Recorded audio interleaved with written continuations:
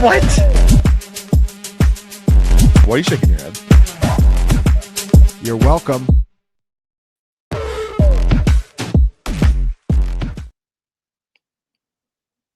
Welcome to Outside the Box Week 3. I am back with Scott Barrett, Fantasy Point CEO and master of Dank Stats. Every week we look at every position. We start by looking at the chalk, discussing whether we like it or not, and then we look for some more off the wall plays for tournaments on DraftKings. Now, last week we've been doing the show for 3 years.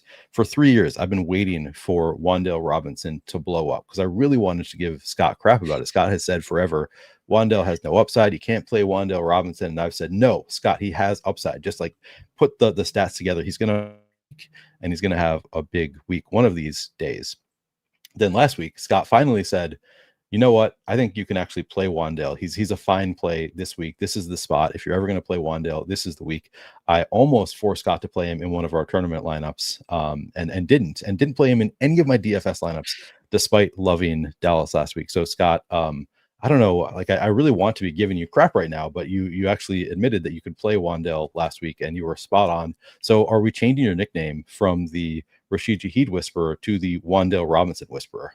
Yeah, man. This is sort of bittersweet for me because I was always the world's biggest Wandale hater. It was 39 career games in the NFL, and every time he was brought up, I said I hate him. We can't play him. We're never gonna play him. And then last week I was like, no. This, still least favorite play, but like if there's ever a spot, you gotta.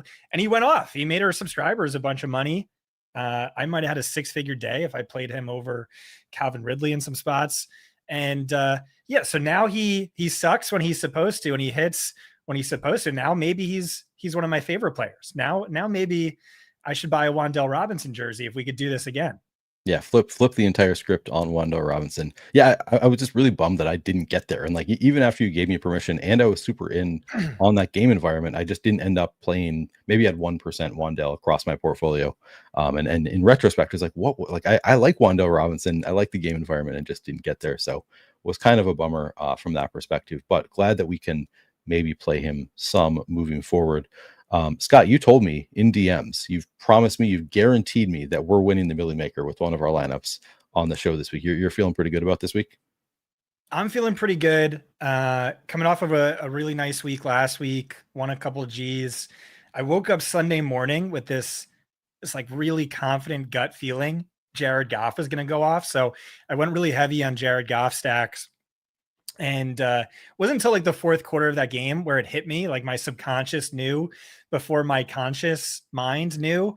And I went back to that Dan Campbell press conference where he was asked, hey, so you guys sucked in week 1 without Ben Johnson. Didn't you guys ever think about just running the Ben Johnson playbook, which is just like not the reporter doesn't know anything.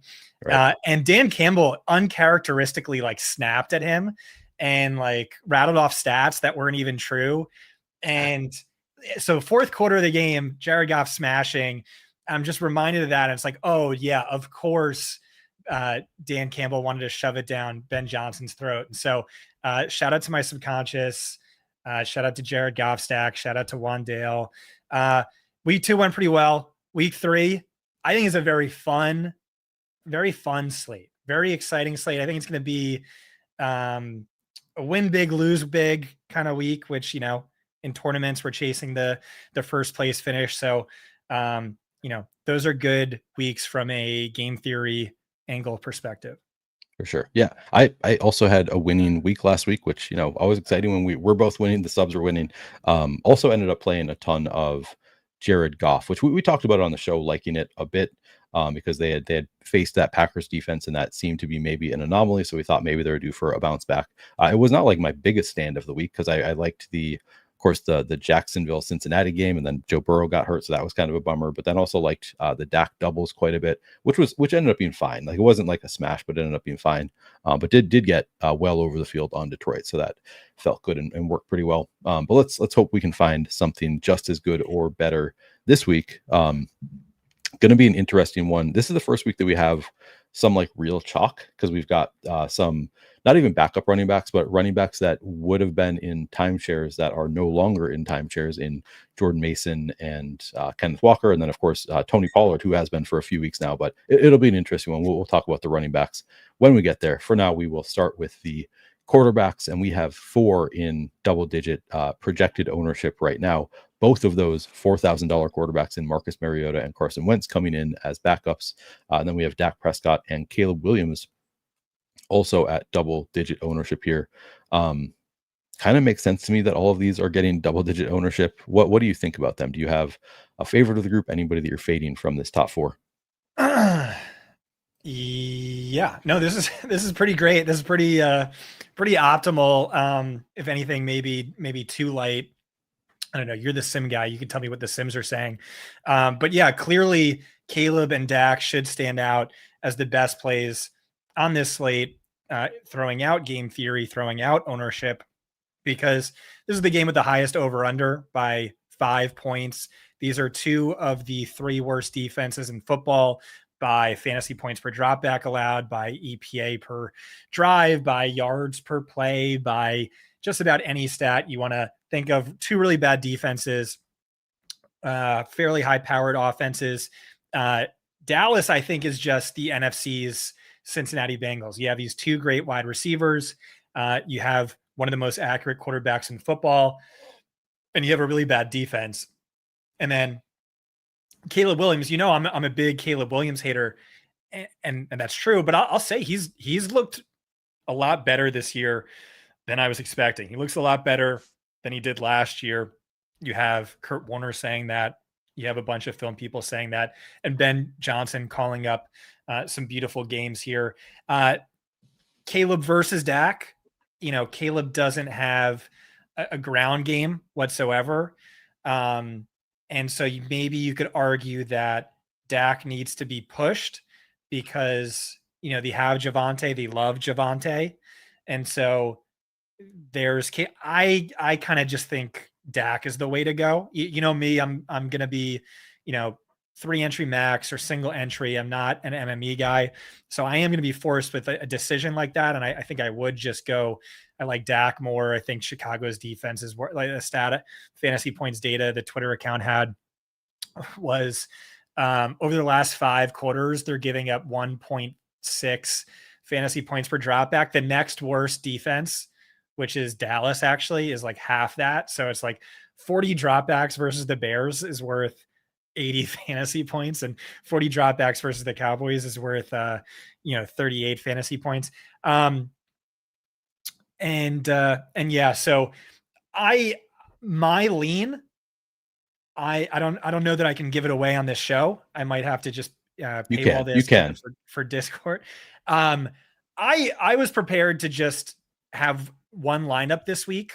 I don't think that's like plus EV for me, like the way my brain works. I think I'm better having, multiple darts to throw, but I like the clarity that comes, before lock and after lock of just having one lineup and then like reviewing it that way. I kind of want to just do one lineup this week.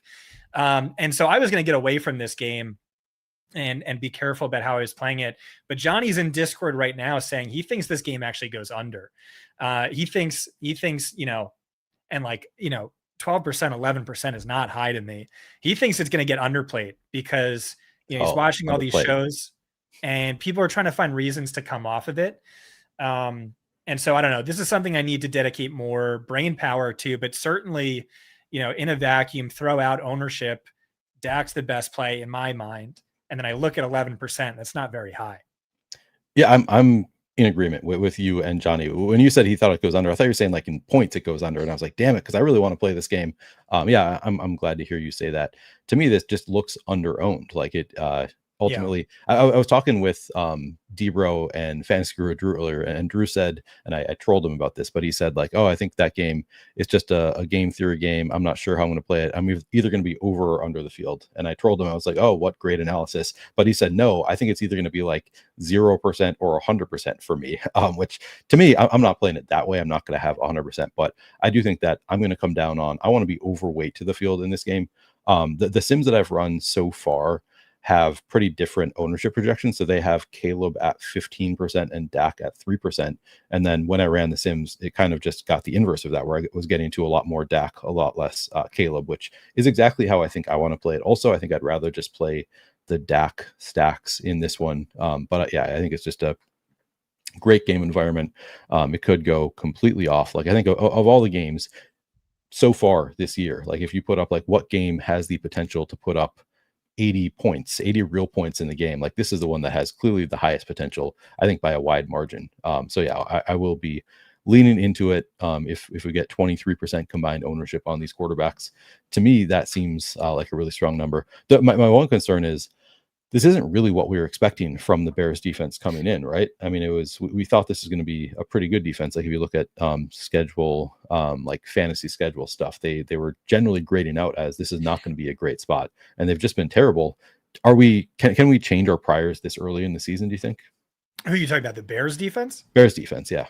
Yeah, well, they have two starting perimeter cornerbacks down. They have a safety down. It's a bunch of injuries, and I don't know that I would have agreed that I would have thought this was a defense that was anything special coming into the year.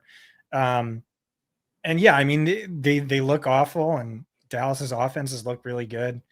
I like the way I was thinking about coming into this. Like I was kind of hoping this would be, 22% for Caleb, 22% for Dak. So I could go in a different way and feel comfortable about it. And then it's showing 12%, 11%. I'm like, ugh, that's pretty light. Yeah, it does seem light. I think I'm on the same side as Johnny and all right, inside the box this week. Just stack up the Bears and Cowboys. Yeah, call it a day. Go apple picking with the wife. Come back home. Check your scores. Win $1 million. Easy game. And then the other two. So Carson Wentz is one. I think Christian Darrisaw is actually pretty impactful for how I'm going to play it, because if Darrisaw is back, I think he's just so important to the Vikings offensive line. If he's back, I think I'm going to be playing a lot of Carson Wentz. They did also lose their center, which was a problem last week, like several bobbled snaps. So I don't know if that's going to continue to be an issue this week, but I think Darrisaw being back would make a pretty big difference, and I'd probably be comfortable with 10% Carson Wentz. How about you? Are you playing any of the Wentz or Mariota plays, and how much would Darrisaw factor in for you? Yeah, definitely give a little bit of a boost if Darrisaw is back, but like you said, the center's out as well. Looking at you watch those games and you see all the sacks JJ McCarthy was taking. Based on the data, it really looks like that was just a JJ McCarthy issue. He had one of the highest average time to throws, average time to pressures, and just one of the worst pressure to sacks. So maybe this offensive line isn't that bad. And certainly not if you get Darrisaw back, who's a big difference maker. Carson Wentz, I think, is interesting. We've made a lot of money off of Kevin O'Connell quarterbacks over the years. The last time we saw a backup quarterback come in, Nick Mullins averaged 370 passing yards per game over his 3 starts. He had like 305 and 395, and then 380, something like that. And then before that, Josh Dobbs is averaging 20 fantasy points per game when he was starting. I had a bunch of money riding on Sam Darnold at extremely long odds to lead the league in passing yards and passing touchdowns last year. And so we're a believer in Kevin O'Connell, even if we're not really a believer in Carson Wentz. And then like an interesting stat I had was not his last start, but his second to last start when he was with the Rams. So same offense as Kevin O'Connell's offense. With the Rams, he ran the ball 17 times. That's not 17 times. Carson Wentz ran 17 times in one game for 56 yards and a touchdown. Huh. Okay. I mean, that's not happening now. Like how many years ago was that? 2 years ago. Okay. Week 18. That's insane. Yeah, right. And so he's 4K, Kevin O'Connell quarterback up against the Bengals defense, which is really bad. He's leverage off of a chalky Jordan Mason or way to get, different off of that. And yeah, but I like Mariota more actually. So that's my thing is, okay. I mean, they're all good plays, but Mariota is my lean. The stat that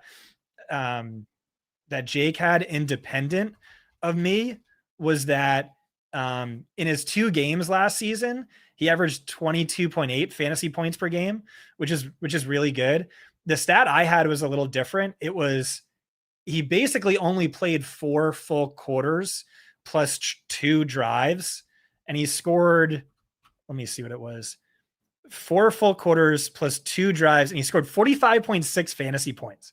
So 36.5 per 4 quarters is like a 1.0 fantasy points per dropback, which is like insanely elite. It's like not a perfect stat because, I'm sure there is some prevent defense there. Fourth quarters are better than first quarters, but bottom line is like he just balled out. He did really good. We like the Kevin O'Connell offense. We like the Cliff Kingsbury fast-paced offense. Mariota running the ball at a really high level. And so when you have these 4K quarterbacks, you can kind of just like play whoever you want. And so those are all really good plays to me. Yeah. So we're very much inside the box today. All the top 4 look honestly pretty good. I think I don't think I'll be overweight on the 4K guys. I don't like them to the extent that I would be overweight. Probably come in underweight on Mariota, maybe both of them if they come in at 10%, honestly. But Caleb and Dak are the bigger priority, at least for me.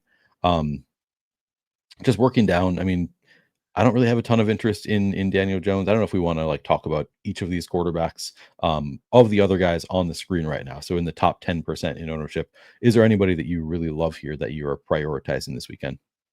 Yeah. So Daniel Jones, I think there's just a really good chance he's this year's Baker Mayfield, where he just like keeps wrecking slates and like people still don't really want to play him. He's too cheap at 5,400. Like this is a top 7 quarterback for me moving forward. I very much want to be buying into the Colts offense and this being real and legitimate. To me, he's just like Jalen Hurts light. Only 2 players have more carries inside the 5-yard line this year. Really good efficiency, really high passer rating. And then you have that rushing touchdown upside. Stack, I think is pretty easy. It's Michael Pittman off of a Pat Surtain shadow, or it's Tyler Warren, who kind of looks like this year's Brock Bowers, if such a thing exists. Justin Herbert, Chargers coming out of the gates with a league best P-row.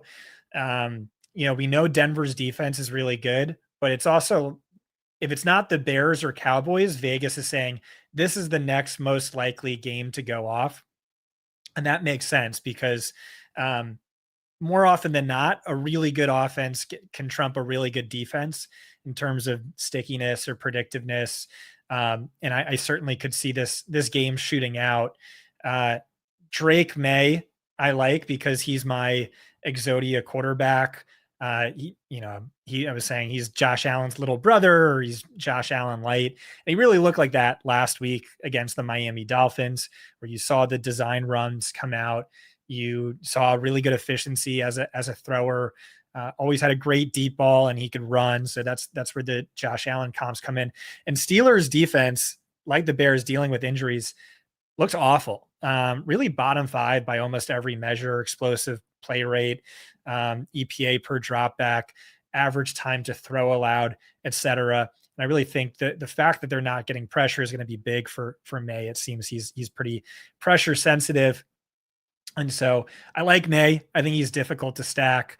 But at ownership, my favorite from this top 10 is Jalen Hurts. Oh man, I was so confident it was going to be Mac Jones. Okay. Jalen Hurts. All right. Yeah, Jalen Hurts. Gotta keep you on your toes. You do. And so yeah, everyone's complaining about this offense, and I do think the new offensive play caller is pretty bad. But mostly they're complaining about how run heavy it is. But it was run heavy last year, and Hurts still averaged 28 DK fantasy points per game in his top 50% of games. You can still just fall into the end zone twice. He still has AJ Brown and Devonta Smith, and he's getting Dallas Goedert back. And the Rams offense has looked awesome. And so I could see them getting pushed here. But the thing I like most about Hurts is the ability to stack him up. Not my favorite quarterback play, but someone who deserves more mention than he's been getting. Want to know? So Miriam says, "What's the weather going to be like in Chicago?" Which is honestly not something that I look at as closely as I probably should, particularly on Saturday. It does look like there are potentially going to be some rain showers, possibly even storms in Chicago on Sunday, according to my weatherman Kevin Roth. So I don't know, that could be like a slight concern for a game environment that we really like. Obviously, prefer that there are no storms when we're expecting the game to go off, but that's something we'll have to monitor. But as of right now, it's kind of unclear. Potentially some bad weather there, but it's hard to predict on Saturdays, even for weathermen, which we are not. All right, so Jalen Hurts, not projected for much ownership. That makes sense to me. I guess we'll talk when we get to the other positions who you want to stack him up with. So you were Justin Herbert, a guy that you were really into coming into the year. Obviously, that has been working out pretty well so far. What about the other side of that game? Are you going to be playing any Bo Nix? Are you playing into that game environment at all, or do you just like the Herbert side better? Yeah, I like the Herbert side better, but if Nix, runs in a touchdown, which he certainly can do, he would have been the better play. And we know they're positively correlated, but yeah, Herbert would be my preference. Okay. As far as By the way, I'm showing 33% chance of thunderstorms for the Bears game. Someone's asking if I would reduce my ownership. It's something I typically leave for Sundays, but like rain doesn't really scare me all that much. It's heavy wind that really scares me. But right now, I don't think it's really a factor to me. Okay, good to know. Let me see who else stands out here to me. I'm sure you'll have some quarterbacks that I'm not super in on, and that you'll get me in on them. But Michael Penix at 2% projected ownership, 5,600. Maybe I'm underrating the Carolina defense at this point, because I really want to play a lot of players from Atlanta, and so far Carolina has not been like the greatest Coors Field spot that it has been in years past. I talked to Jordan Vanek. He kind of thinks they maybe are going to improve this year. I don't know what to make of that Carolina defense, but for week 3, I'm still willing to bet that it's not a good defense. Do you have any interest in a low owned Michael Penix here? Not really. I think I don't think this Panthers defense is anything special. But I think they are a run funnel, and the Falcons have just been this massive run funnel offense. And with Penix under center, and I worry about Carolina's ability to push them. Okay. Trying to see. I mean, Sam Darnold. I know you love JSN. Sam Darnold's 5,100. Maybe gets a little bit lost here. Any interest in Sam Darnold at home against the Saints? Yeah, that was my favorite super low owned quarterback this week. I think he's a great Millie play. He's leverage off of Kenneth Walker, and it's not so much the quarterback; it's really the stack and the stackable upside. And I see a ton of it for Darnold because the Seahawks are basically like the Rams light, where they have this super condensed offense, which is great for fantasy when it hits. Like if they run 20% more offensive plays than their average, like that is great for the quarterback and the 2 pass catchers. And I think Saints opposing QB1 is something we're going to be targeting for DFS all year, because this is Kellen Moore, his frenzied pace, this super fast paced offense. It leads to a lot of plays on the opposing side.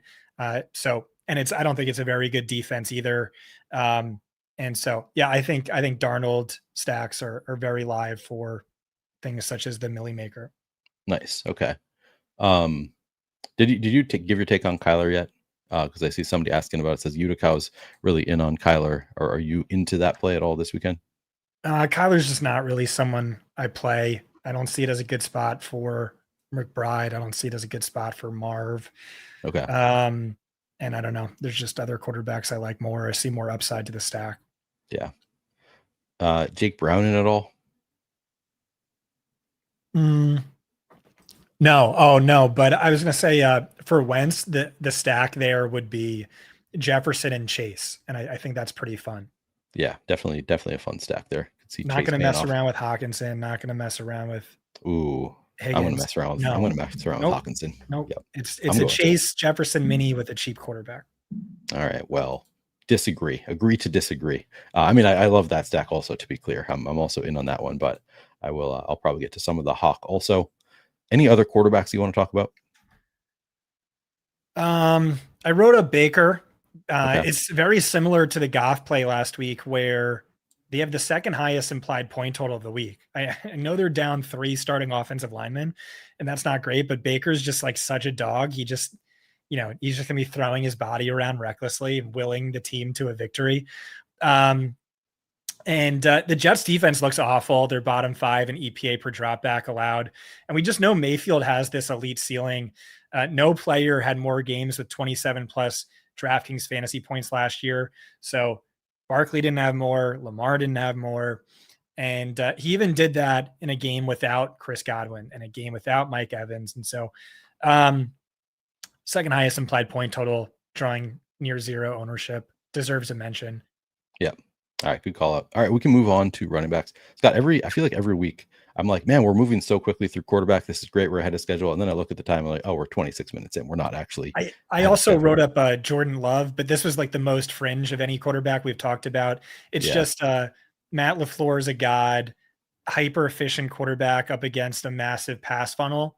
It probably doesn't hit, but and there's injuries to the receiving core, so maybe things are more condensed this week for the stack. I like that shout. I kind of thought about Love, just tough to get there in this matchup with so many great plays on the slate.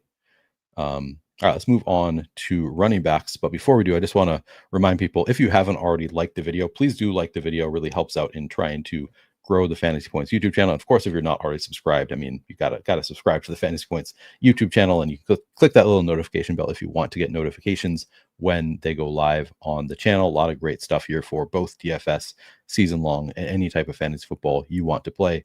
And also, if you're not already signed up for Fantasy Points, a lot of different awesome products. Of course, I use a ton of the data suite, highly recommend it. But if you don't have time to dig into the stats, they also have a lot of great content from people who are spending the time digging into the data suite and telling you what they find within it. You can use promo code OTB15 to get 15% off whatever product you want to check out at Fantasy Points. Highly recommend doing so. Scott, anything else to say about that deal?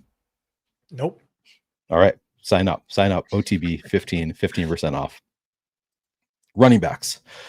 So this is where it gets really interesting, because this is the first slate I think that we've had like some really strong point per dollar plays. Kenneth Walker with no Zach Charbonnet. Zach Charbonnet currently is doubtful, but we're expecting no Zach Charbonnet.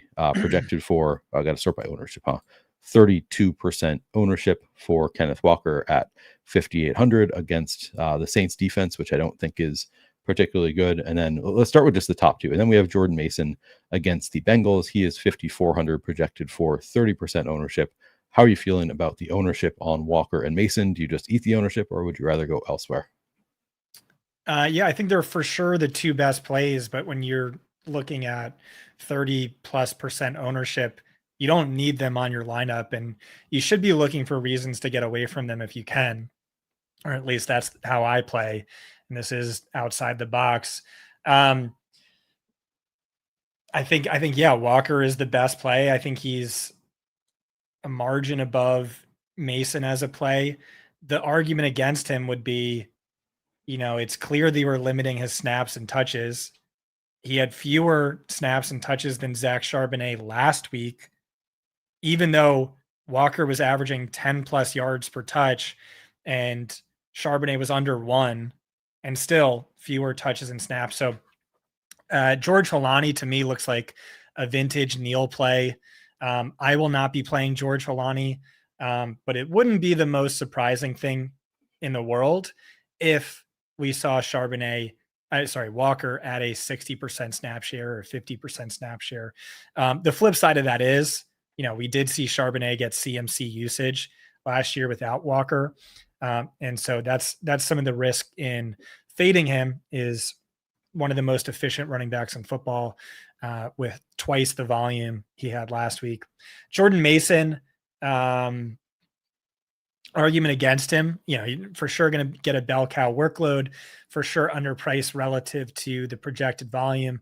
Has looked good. I thought argument against him though is like, you could call him a bell cow, and like they really have no one behind him on the depth chart. Xavier something, who has spent like 0 career touches in the NFL and like spent half of his college career as a wide receiver. Jordan Mason, like call him a bell cow. He's still not someone we've ever seen catch passes, makes him game script sensitive. It's a Carson Wentz led offense with offensive line injuries. And so he scares me a little bit less than Kenneth Walker. And, looking at 30%, I think there's a good reason to try and get different. But if we're just talking the best plays, for sure, if we're talking about cash, for sure, you're going to play both of them in cash this week.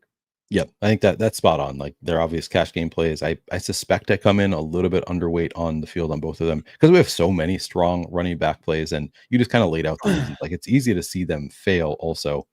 So I think I'm with you on probably a little bit underweight to the field on the 2 top running backs. But then we've got a trio of expensive running backs who all look pretty good. Christian McCaffrey projected for 23% ownership, Bijan Robinson at 22%, and then Jonathan Taylor down at 15% ownership, 7,200. And he's looked really good this year also.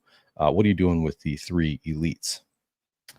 Yeah, well, I really like Christian McCaffrey. It's just best volume in the game by a significant margin. Everyone talks about Saquon versus the Rams, but in 2 career games against Jonathan Gannon's Cardinals, Christian McCaffrey averages 48.2 DraftKings fantasy points per game. Wow. We have seen this. Gannon's defense is very vulnerable to pass catching running backs. Bijan Robinson, like McCaffrey, went off against this defense last year, 29.9 DraftKings fantasy points per game. Might have been his 2 best performances ever. And we know Panthers run funnel, bad run defense. My big and the guy looks awesome. The coach said he's the best player in football. He had 100 receiving yards in week 1. He had 143 rushing yards in week 2. My big concern here is just that this is like just not a competitive game. And, maybe we see Tyler Algier in the 4th quarter. And then Jonathan Taylor, cheapest of the 3, but he's seeing tremendous volume in his own right.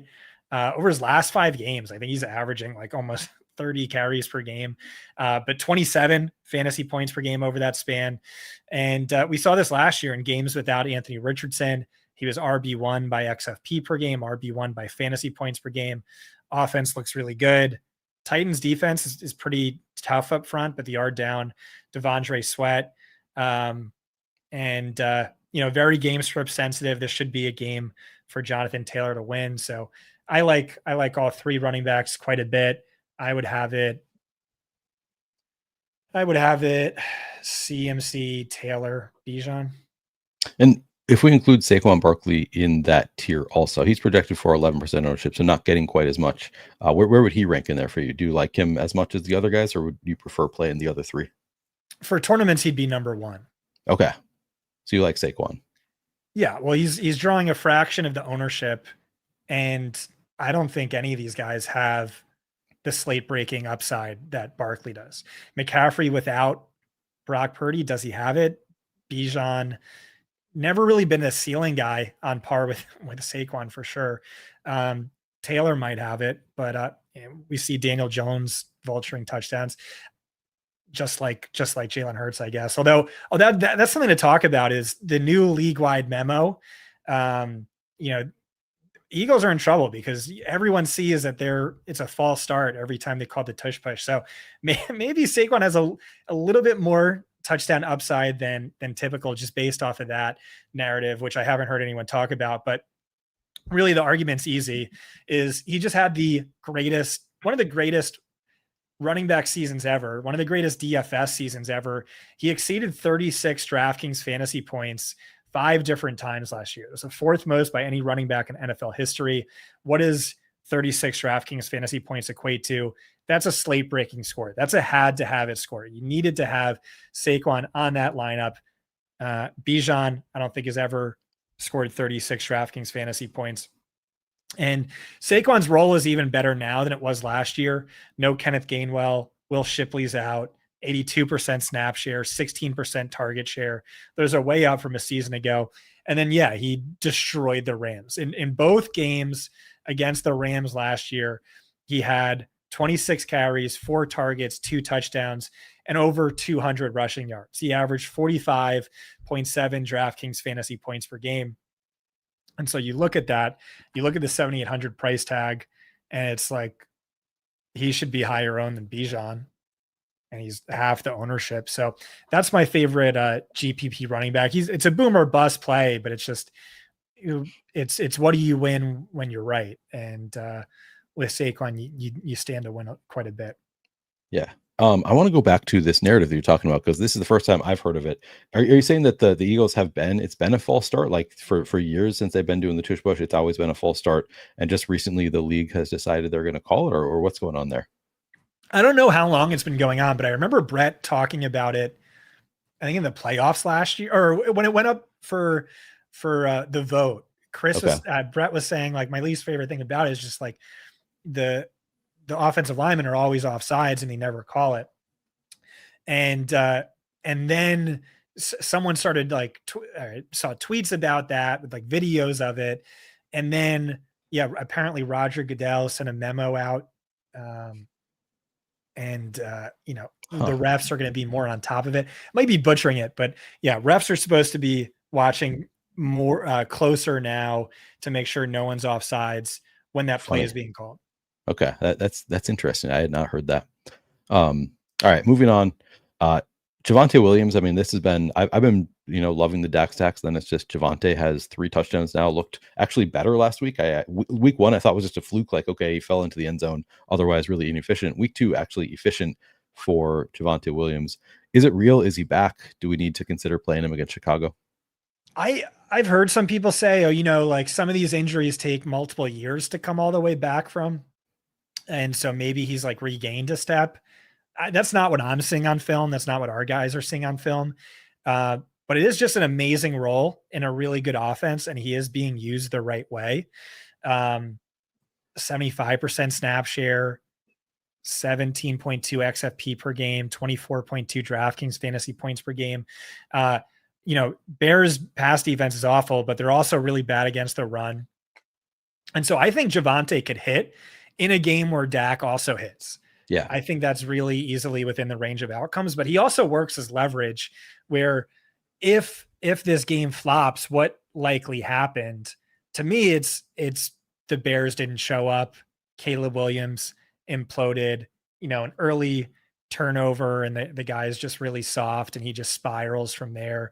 And then it's the Javonte Williams show. And so you can play him as leverage. You could stack him up with Cowboys D, or you could just play him as a one-off. And it's like, he could easily be the guy who just has over 100 rushing yards and 2 touchdowns in this game that hits. So I really like Javonte. I think he's a really strong play.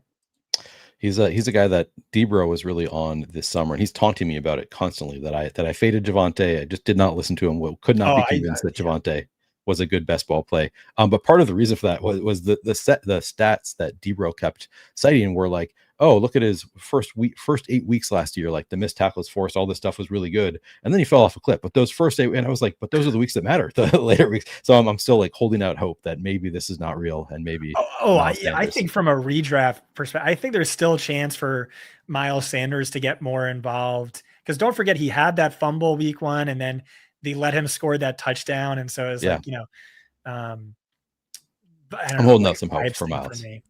Yeah, but it's looking good so far for Javonte. He did that one, the touchdown run actually looked really good. So at least that you got to give him credit for. There was a catch he looked really good on too. Yeah, but it's not like he looks fast. He doesn't look fast to me. No. And rookie season Javonte was, in college Javonte was missed tackle force god on a totally different level.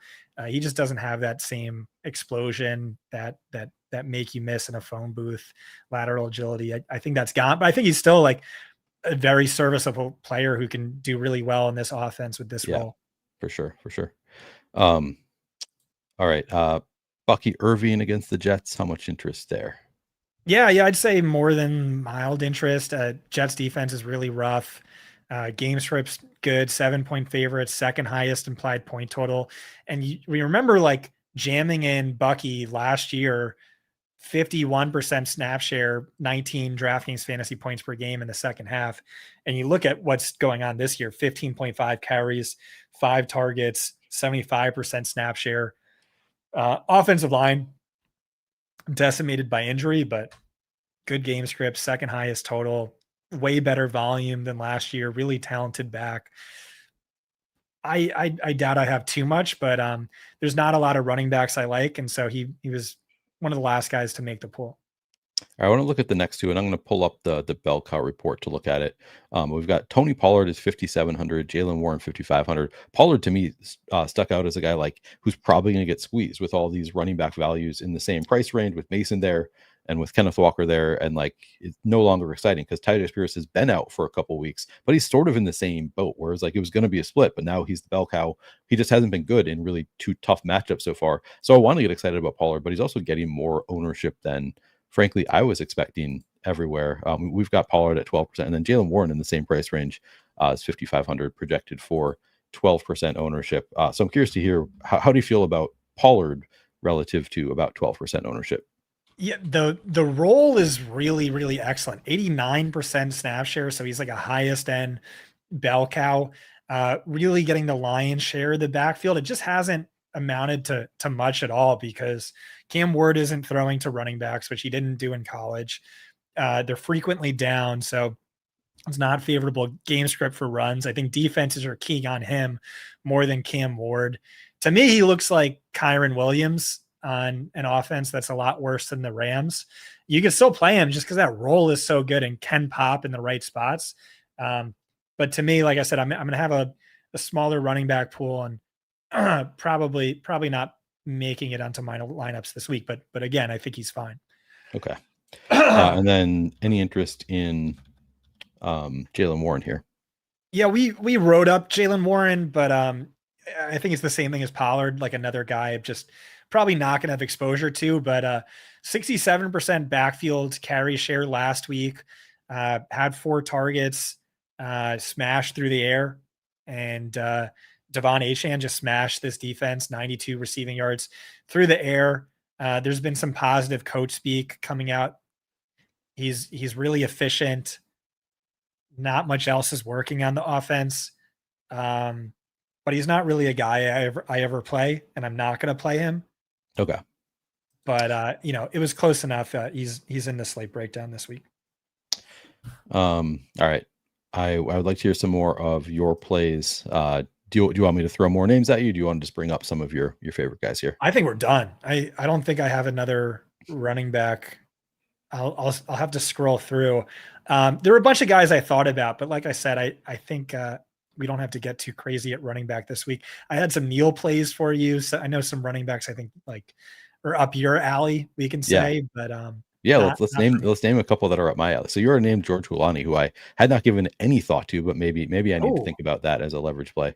That's just such a Neil play. I think the other Neil play is obvious. I want to hear if you're going to name the player that I've been talking about, who is the most obvious Neil play. Quinshon Judkins. I have talked about Quinn. He's not the one that I had in mind, but I did talk about because I hate the matchup with the Packers, and that's something that's one of my shortcomings. I think is like I lean too much into. No, I think you're right on that. I think you're right. Hey, I was a big Judkins hater. I was a gigantic Judkins hater. He looked pretty good last week. He looked really good, yeah. For a dude who just joined the team 3 days prior. Yeah, no, he surprised, and that was not a great matchup either. So maybe you can do it in bad matchups. And obviously he's got enough pop that just needs to get a little bit lucky to maybe pop off for a big play. I don't know. I don't totally hate it, but I don't know that I'm going to get too much just because of the matchup. The Packers just look so good. I've seen a couple people mention two that I am playing this week. Oh, Algier, of course. Yeah, Algier, the most obvious Neil play of all time. You're right. You're right. Should have got out the first guess. Yeah, and you already mentioned that as one of the reasons that maybe you don't want to lean into Bijan is that it could just be Algier late in the game. And to me, that's all right, well then let's play a $4,700 Algier. It's a little bit tough because this is such a good slate. Obviously, you love those kind of plays on slates where it's there aren't any obvious running back plays. And then this one, we have, you've mentioned, 7 pretty great running back plays. So it's a little bit tougher. I still think I'll have. What tournaments are you playing Algier in? Mini Max and the Millie Maker. Probably See, nothing I else. feel like that. Like I just don't see 100-yard bonus plus a touchdown upside for him. So I never play guys like this, and I never will, and I think that's why. Or do you I say it mean, just doesn't matter at the ownership and price? no, I mean it does. You obviously you need the points upside. That is the most important thing. But I think that he got 23 points last year in one of his first games. Or maybe actually that was 2 years ago. That he in like one of his first games he scored like 20 some. So let me just pull up his. Hey, he had 16 carries, 76 rushing yards, and a touchdown against the Vikings just last week. His longest run was 17. So if you give him, double that, he hits the bonus. Really big game. I don't know. He might be better than I would never play him. He had 22.8 against the Panthers last year. So hey, It looks pretty. It looks pretty thin. Oh wait, you say he scored 22. Oh, in week 6, this must have been. So against the that's with. Panthers, So he must have gotten the 100-yard bonus in that one to get to 22.8. he had 18, 105, 1. He Yeah. had more carries than Bijan. Hey, and Bijan had 1595 too. So you could play an Algier plus Bijan. Yeah. I wouldn't, but It's not like an yeah. amazing play this week. It's much better for weeks where if like 22.8, some weeks it's like that is like probably going to get there at 4,700. Here it's a little bit more dicey. So I don't want to make it sound like I'm like way into it, but I will have some at like very little ownership because we've seen that upside a little bit. And then obviously that's with Bijan healthy. If anything happened to Bijan, he could come in and just have an awesome role here. I see another name on this screen that is a very Neil-ass play. Well, not quite the same thing because he's not a backup running back. Who is this? Ja'Cory Krosky-Merritt. I think he's a great, yeah. So I didn't write him up, but I think he's a really strong play. I think he's the same price as Mason, right? So there's a leverage component. And like he kind of like reminds me a little bit of like Bucky Irving, where like on paper it doesn't make sense. I don't think he's going to catch passes like Eckler did. I think Debo could even steal some red zone work.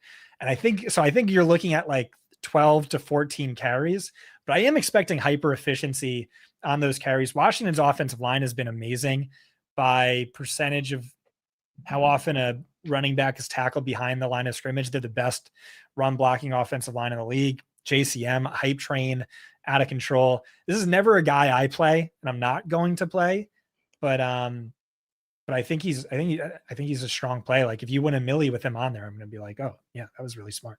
Yeah, and like I guess I wouldn't be that surprised if he takes on a little bit more of the passing game work. Like I don't think it's like we know that he cannot be involved in the passing game. I think we know that they loved Eckler in that role, and so like he wasn't going to take that role from Eckler. But with Eckler out, I could see him just being a little bit more involved in the passing game.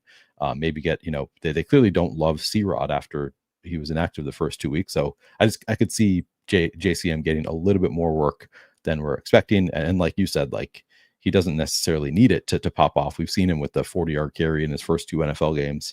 And it's a pretty good matchup here with the Raiders. So yeah, as just a low-owned tournament throw, I think he's a strong play there.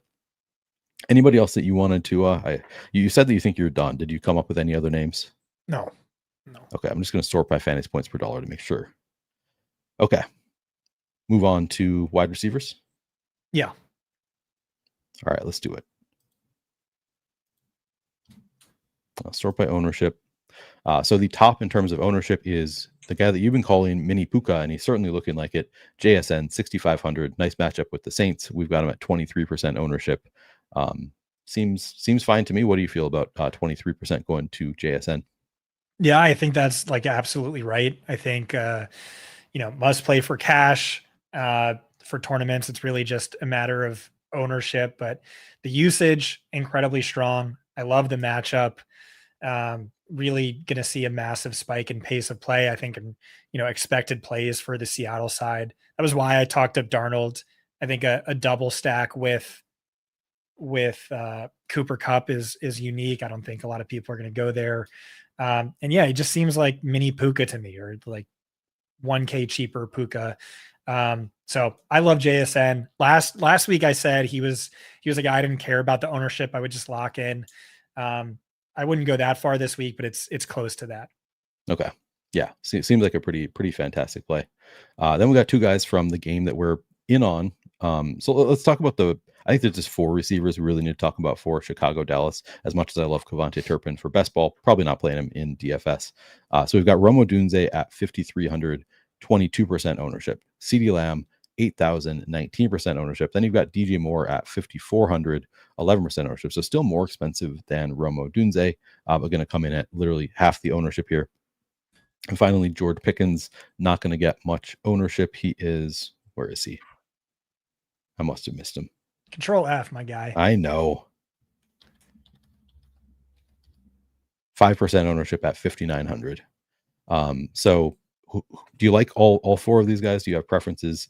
Who are you playing from Dallas and Chicago receivers? Yeah. So Rome, great play. You're going to play him in cash. But I wouldn't play him in tournaments unless I had a quarterback from that game. Just staring at 22%, I would just try and get different to give myself a bigger edge. If you are looking for an argument against him, it's that really the great bulk of his production has come against man coverage. Dallas hasn't played a single snap of man on defense this year. So that could be, maybe there's something to that. DJ Moore, the argument for is, against zone, his target per route run, yard per route run is exactly the same as Rome. He's drawing much lower ownership. No one's playing him. So that's your, leverage angle, upside angle. Jake wrote him up. I would not be playing DJ Moore. I get it. Like, he's in the slate breakdown, so he's good enough of a play for you to play. I'm personally just not going to go there because I don't know. Vibes seem awful on DJ Moore. And you heard Ben Johnson this week, multiple pressers talking up, getting Luther Burden more involved, getting the tight ends more involved. We'll see about that. I think the reason you're not seeing the tight ends involved is because Caleb can't work through his progression. So he never gets that far, but it did talk about Luther, talked about just about everyone except for DJ Moore. So don't love the vibes on that. But I wouldn't play Luther Burden. I wouldn't play the tight ends. And then Pickens, I like for doubles, I guess, or for DAC lineups. But outside of that, I don't think I'd go there just because, 5% is kind of nice. Yeah. But I'm looking at and we only have a 2-week sample, so maybe it doesn't mean anything, but I'm seeing like a pathetic 8% first read target share where CeeDee Lamb is just so obviously the guy. Granted, the coach has come out and said, oh, they're going to double CeeDee because that's what they did last week. And you know what? That's what I would do. So I don't blame them. So maybe that sets Pickens up. But the thing is, I love Jake Ferguson this week. Okay. Ryan loves Jake Ferguson. So I'm not going there, but yeah, they traded for Pickens. Pickens is a player we all believe in. He's run a little bad. It's overstated, but he's run a little bad with DPIs, and big play upside and whatnot. But I won't go there. CeeDee Lamb, amazing play. Dude is just balling out. He looks like even more the number one than he's looked when he, broke DFS, broke redraft leagues in the second half 2 years ago. Volume is just out of control. And to me, it looks like Pickens is there to really open him up. And hey, even if the DC does try and sell out to stop CeeDee Lamb, which he supposedly did last year, CeeDee Lamb went off in that game. And so, and you could try and stop him. You're down 2 starting cornerbacks, a starting safety. You have the worst pass defense in football. Yeah, CeeDee Lamb is awesome. I think one of the toughest calls of the week is the number 3 and number 4 right there is CeeDee versus Puka, but they're just both really amazing plays. I will say Chris strongly on the side of Puka. So that might be another argument against CeeDee Lamb for lineups where you do not have a Bears or Cowboys quarterback. Yeah, and I'm definitely more in on Pickens than it sounds like you are. To me, it is just like it's such a small sample size. Like I don't want to read too much into that like at all because this is his first 2 games with Dak Prescott in a great matchup. Like this might be a get right spot. You almost wonder like was he like baiting them into like, oh, I would triple team CD personally, like see like setting up for a Oh, George Pickens. Is that going to be the game plan? But I mean, I don't really think that's Well, the case. But it's kind of like the Wandale spot last week. I know Neighbors also went off in that game, but yeah, you watch the replays, you'll see Neighbors with like 2 or 3 cornerbacks within spitting distance of him. And the Wandale way more open. And so, maybe that's Pickens. I'm a Jake Ferguson truther, for better or worse is my thing. But yeah. So maybe Pickens is in the Wandale spot this week. I didn't even know there were Jake Ferguson truthers. But that's good to know. And then Chris Ostro asked, Neil, do you think these DJ Moore trade rumors are true? Do you guys think Loveland or Burden are more involved? I haven't heard anything about DJ Moore trade rumors. I guess it wouldn't be shocking to me if he does because they have too much talent in their receiving core. I think I think Loveland or Burden maybe like they've talked about getting them more involved. I would guess they're going to start getting more involved, but like not to the point that they're DFS viable this week is my takeaway. It sounds like you said kind of the same, I think, Scott. Yeah. But yeah, CD Lamb, I also agree with you. Fantastic play. DJ Moore is also, I'm more into DJ Moore than I think you are. And I agree with you. Like the vibes are bad, but just the numbers against zone are good enough that I actually took him in the cage match, so I'm already relying on him in my most important matchup of the week. So yeah, hoping for DJ Moore. I'll play some there. But honestly, I thought he was going to come in at like 5% ownership. I guess that was dumb because this is just the elite matchup. But yeah, not quite the ownership discrepancy I was hoping for there. Puka, you already kind of went over. Looks good. Chargers receivers. I mean, so Keenan Allen coming in, he's 4,700 at 14% ownership. Then you've got Ladd McConkey at 6% ownership, 6,800. Quentin Johnson, 5,400, 5% ownership. Kind of curious about your thoughts just as a whole. Like, are you interested in any of these Chargers receivers, and do you have preferences? Yeah, no one is least surprised over Keenan Allen being, a must play this week than I. That was my only best ball take, was just go all in on Keenan Allen. And now he's paired back up with his BFF, who force fed him 13.5 targets per game 2 years ago. You know who leads the Chargers in targets this year? It's Keenan Allen. You know who's going to get shadowed by Pat Surtain this week? It's Quentin Johnson. And so maybe that's even more work for Keenan. I think you could play him in cash. I think he's an easy fade for tournaments just because I don't think he has the upside. I think Ladd McConkey does have the upside.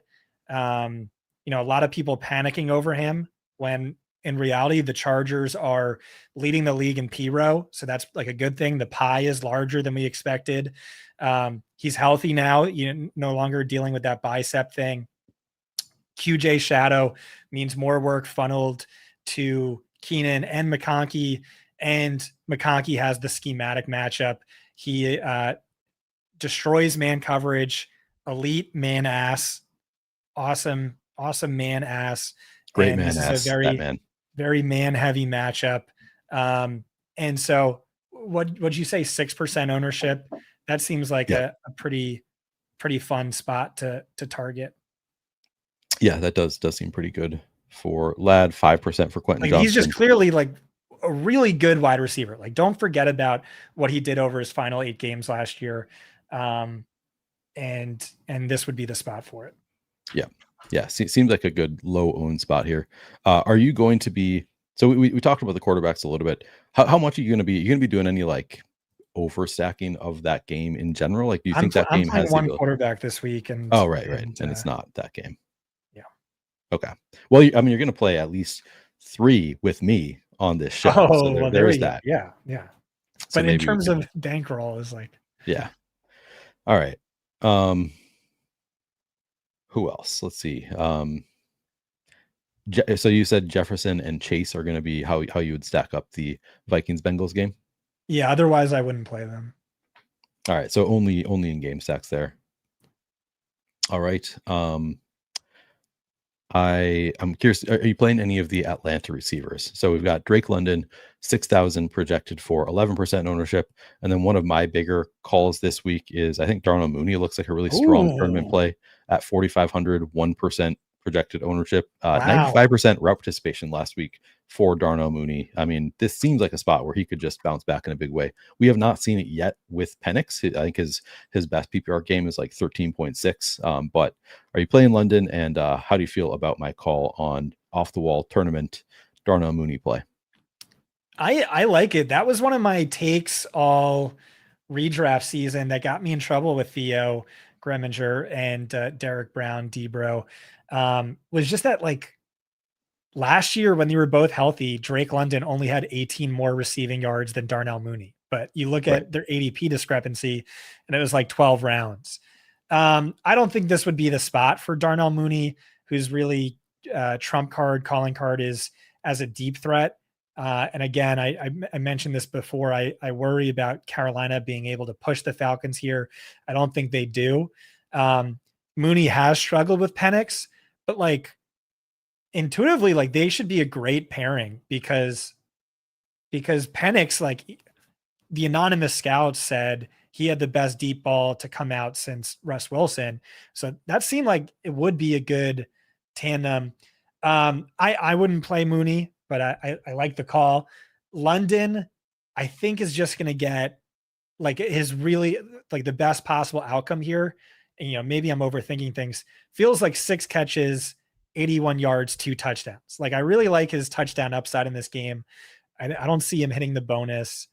But he is a strong positive regression candidate. Top 5 in targets per route run, only 6K, but you know, I am a little bit of a Drake London hater, so not someone I'm clamoring to play. I think I'm clamoring to play him just because of that price tag. Like this is lower than he typically is in a really strong matchup, and he's not getting crazy high ownership. So to me, it just like strikes me as the type of guy who this could be. I mean, we've had the conversation with London. That's another one. We had the Wandale conversation frequently last year, and the Drake London. I would always argue like, no, I think he has a lot more upside than you're giving him credit for. He just like he had a game where he had 15 in the first quarter and then got hurt. Like just we haven't quite seen it. He hasn't got it all together.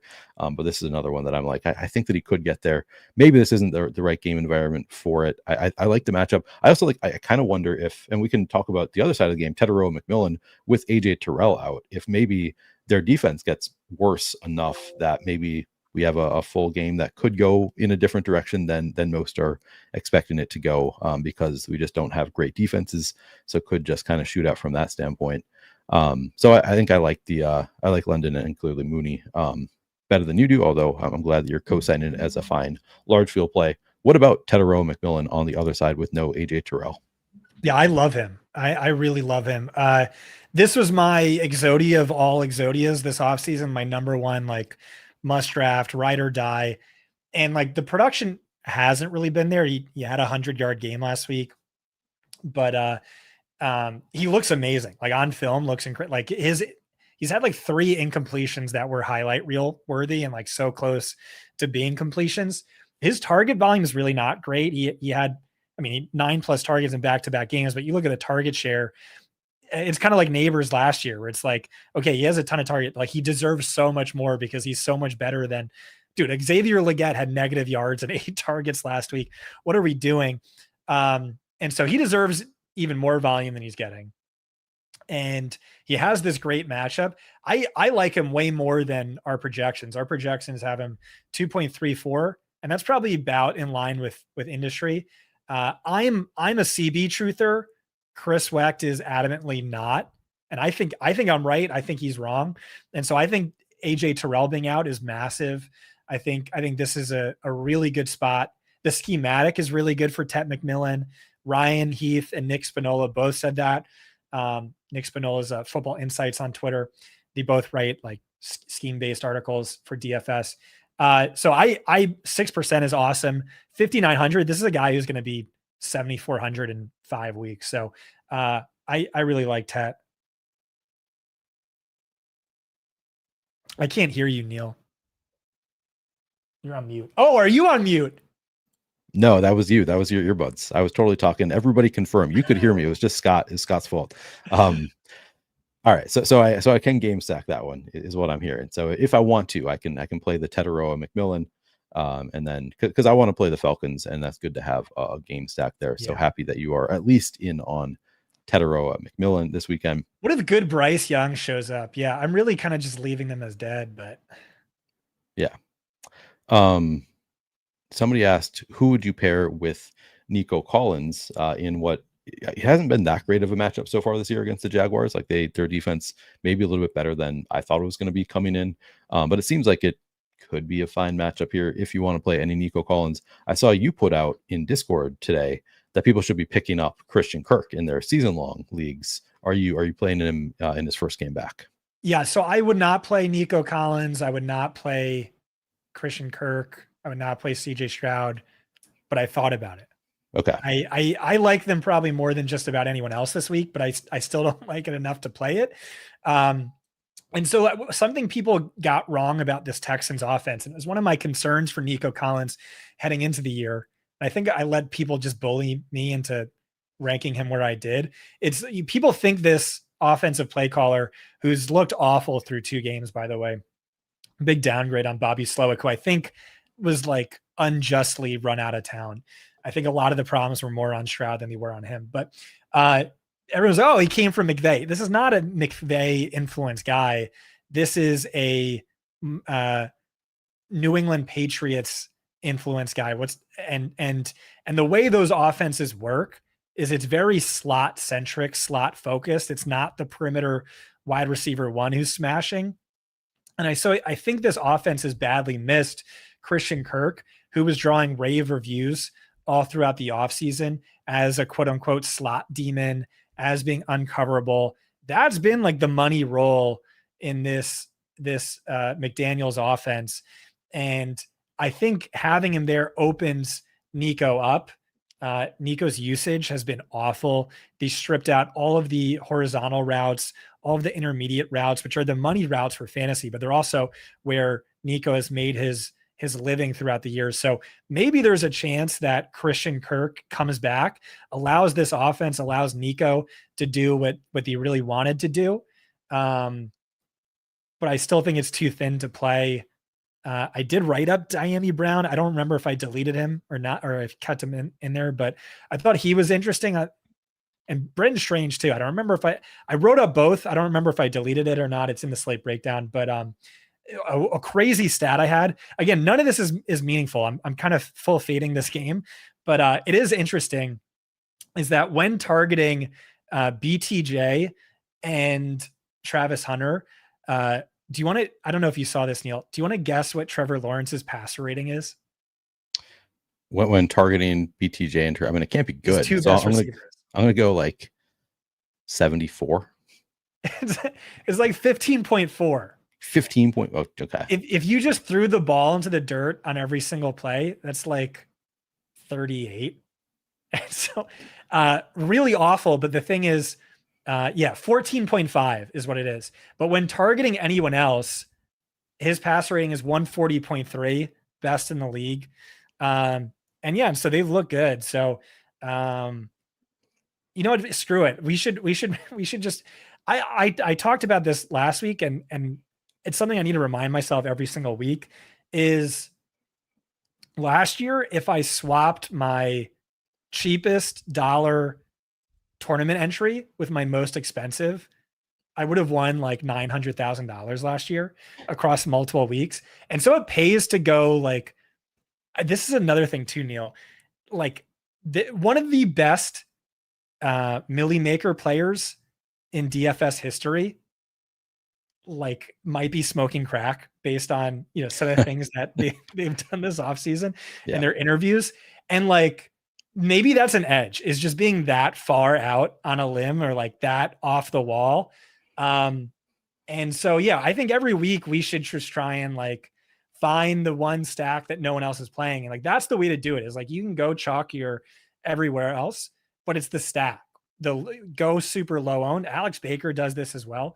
Because that's where the most upside is, especially if no one has it. We've seen that before. We're like, dude, week 1, Russell Wilson looked like the worst quarterback in football.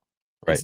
That was what happened. He looked like the worst quarterback in football. That's not my eyes deceiving me. It's like he was the worst quarterback. And then last week went nuclear. How much money would you have made with Russ Wilson stack? So we should every week like smoke crack live on the stream and build one tournament. I always assumed that that's what you were doing in past years when you were smoking on the stream. I always assumed that was crack. But okay. Yeah. I'll join you. I'll join you. Go forward. That's funny. And I will not name names, but I do know who you're talking about. Okay. Yeah, no shade. I mean, he's done quite well. Yeah. Done quite well. All right. Who else do we want to talk about here? I mean, getting ownership, we've got Pearsall, we've got Wilson. I don't think I'm really doing it with either of them. Are you really interested in either? Ryan really likes the schematic for Garrett Wilson. I think Tyrod Taylor is really underrated. I didn't write him up. One of my stats for the everything report, though, is he's scored a touchdown on like 7 of his last 9 offensive drives. And like all other Jets quarterbacks, like average a score like once every 7 drives. So he's just like underrated. He didn't make the write-up for me, but I thought about it. I did mention Baker. You would play Baker with Evans plus Garrett Wilson as the stack, I think. But yeah, I'm probably not going to get to Garrett Wilson. Ricky Pearsall or Jawan Jennings, I do like. Jennings picked up this ankle injury in addition to his shoulder injury. But it's just like, there's no one else. There's tremendous upside in this Kyle Shanahan offense. And I think he's a pretty talented player. I think last week was a rough matchup for him, but yeah. What is it? JAU? Or is Jennings just not listed in? I think we have him projected out. Okay. Yeah. Looks that way. Okay. Who else did I just had? Devontae Adams. I mean, we talked about Puka a little bit. Devontae Adams just getting fed the ball. What do we think of Devontae at 6,200? Yeah, I love Devontae Adams this week. I think he's an amazing play. I wrote a bunch of words in the everything report this week about this Rams offense for DFS in particular, just how it's always one of the most valuable offenses in football. Ryan Heath and I write Anatomy of a League Winner. And one of the best findings from that is how massively overrepresented league winners are in McVay offenses versus any other offense. And now this offense looks better because you have Devontae Adams in the Cooper Kupp role. He looks like an upgrade on the Cooper Kupp role. And this offense is even more condensed than ever before. They're running a lot more 12 personnel. So that's lesser target competition for the receivers. They're playing really well. Stafford smashing in hero throw rate, completion percentage over expectation. And so you have both wide receivers ranking top 5 in XFP per route run. And so any week where the Rams rank top 5 in dropbacks or top 7 in dropbacks, they have the potential both to break a slate. And I think that they're actually positively correlated together. I don't think you need to pick one. I think because of what I just said, top 5 in XFP per route run, you just need that spike in dropbacks that you can play them together. Matchups really not great, but like I said, this 2 guys in extremely valuable roles, projections love them. And this is one Chris Wecht has to take a victory lap on because he was highest in the industry on both Puka and Adams. And this was something we got a bunch of customer support tickets about. Like, it's like, you're making me draft Devontae Adams on every one of my lineups. And Chris is just like, yeah, the projections are good. They're going to smash. And so far it's looking good. Yeah, definitely a great start. Yeah, I think Devontae looks pretty underrated. 9% projected ownership, kind of surprising for a player of his caliber. DK Metcalf, I mean, the Patriots so far this year just giving up tons and tons of yards through the air. Are we going to play any DK Metcalf? You know who has the worst ass in football right now? Is it DK Metcalf? It's DK Metcalf. That's a good guess. But hey, the target per route run is really good in spite of that. So if Christian Gonzalez is banged up, if he's out or if he's hobbled, and Metcalf gets separation, he could go off. I think Ryan wrote him up and really liked him, but he was one of the bubble guys for me who I wrote up and then deleted. So I'm not going to play him. Okay. I might get to a little bit, not a huge priority for me, but I'm playing a lot more lineups than you are. Who else do I want to ask you about? Do you have any names that you want to throw out to me? Yeah, I can scroll through my list. Yeah, let's do that. Chris Olave stands out to me. He's just clearly one of the biggest regression candidates. You look at XFP versus actual fantasy points. He's the team's clear number one to me. Excellent deployment by Kellen Moore. Matt Harmon had a really good thread about this. And yeah, it's just like I said, opposing quarterbacks versus the Saints, but it's also the Saints. They're going to fall short of their XFP all year, but still there's going to be spots where they go crazy. And they're going to be, strong values probably every week because of that. Currently ranks as the wide receiver 5 by XFP per game. This looks like a really tough matchup on paper, and I don't love that it's a road game. But the Seahawks are down Julian Love, Nick Amanwari, Devon Witherspoon. Or they're all doubtful. So all that looks really good for Chris Olave. Looks like a really strong value to me. I do like Troy Franklin as a cheap 6% guy. If he just gets the route share he had last week, he's one of the best values on the entire slate. Like, not even if he gets the target share he had last week, if he gets the route share he had last week, and it makes sense for it to stick, but it's also Sean Payton has done this so many times that it's really hard to trust, or it's hard for me to trust. Yeah. But DFS tournaments, you want to talk about upside. So there's that. Michael Pittman, a lot lower ownership than Tyler Warren. Week 1, 8 targets, 20 fantasy points. Last week, throw it out. Really tough matchup against Patrick Surtain. This week he gets L'Jarius Sneed, who Devontae Adams just absolutely destroyed. And Sneed is banged up. He's questionable. Their other cornerback on the outside, Jarvis Brownlee, is questionable. And Tyler Warren was limited in practice throughout the week. So I kind of don't love Pittman. I don't really see him as a ceiling guy, but he is a good value. So he deserved the shout. Minor, any interest in A Minor? Decent value. He's impressed me. This was Brett Whitefield's guy, pre-draft wide receiver 3, fell in the draft due to injury, medical red flags. He's been right there with Calvin Ridley as the wide receiver 1 by first read target share. I think he's fine. Didn't make my slate breakdown. Dontavian Wicks did, and that was a big reason why a Yominor didn't. This is, Ryan Heath's number 1, jump up and down in a table 4 guy. And you're seeing with the projections that Chris Weck's in agreement. So that means something when both of those guys agree, because it's not always often.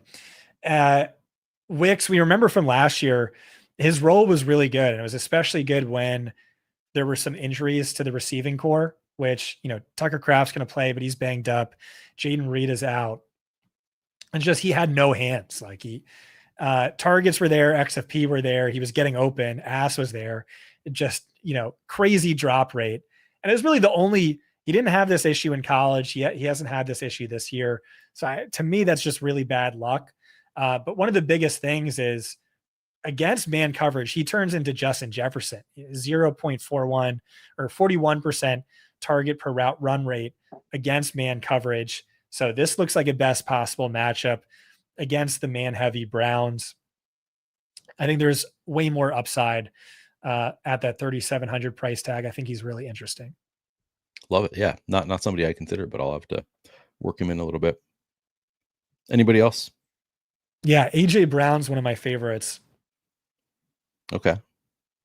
So you have the Eagles, bottom 5 in pass rate. Everyone's crying about it, but that's the same thing as last year.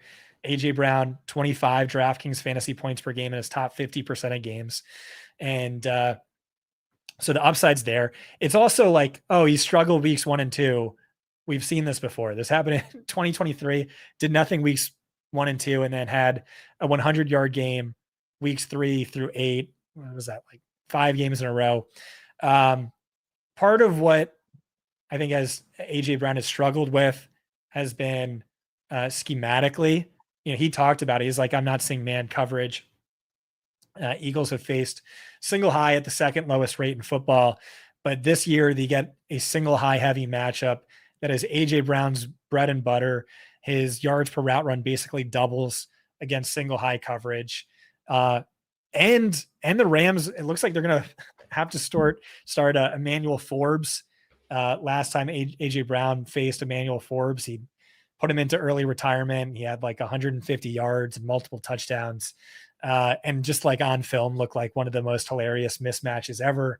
And then as a cherry on top, this is the cheapest he's been since week 7 of 2020. And he's only drawing 7% ownership. So I like AJ Brown a lot. Nice. And any Devontae Smith? No. Okay. Any other wide receivers? I don't think so. All right. Let's move on to tight ends.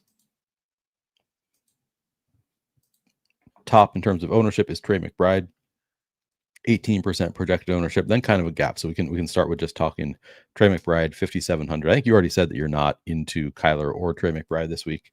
Is this looking like too much ownership to you? Yeah. I would not play a chalky Trey McBride against the 49ers who, never give up ceiling games to tight ends. And we know why.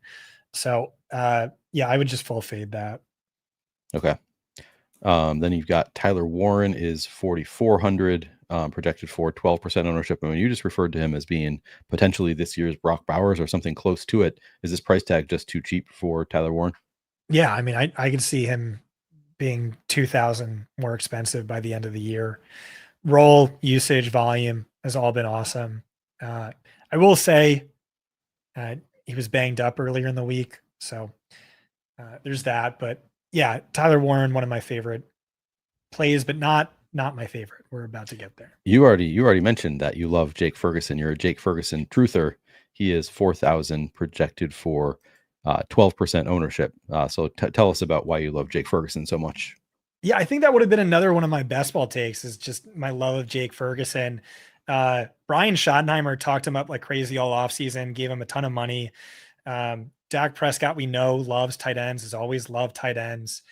And I still saw value there in this offense, even with Pickens there, because Pickens, Lamb are a little redundant in the sense that they're both man beaters. They're great against single high. And Ferguson has always been their zone beater, their two high heavy beater.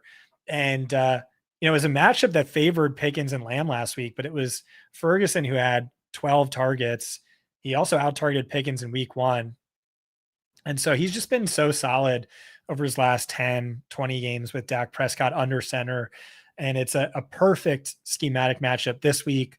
So at 4K, I like him a lot. And I think that's maybe one of my spicy calls is Ferguson over Pickens. Okay. A few more that are interesting to me here. So Juwan Johnson, we've just seen the role look so much better this year. And you already mentioned Seattle missing a lot of their secondary. So is this a sneaky fine matchup for Juwan Johnson? Yeah. I mean, they've always been a tight end funnel defense. And so I do like the matchup, and you have to love Juwan's role, especially at this price tag. 98% snap share. He leads all players at all positions and snaps. He would rank 10th among wide receivers in XFP per game. Wide receivers 16 by production. So yeah, I really like Juwan. I think I wrote him up as a cash play, but I think he's fine for tournaments. 8% seems light.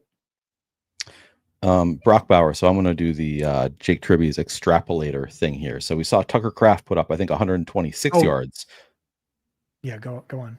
Put up 126 yards against the Commanders defense, Tucker Kraft. Now we have Brock Bowers, who is twice as good as Tucker Kraft. Can we see 252 yards here for Brock Bowers at 0 ownership against this Commanders defense?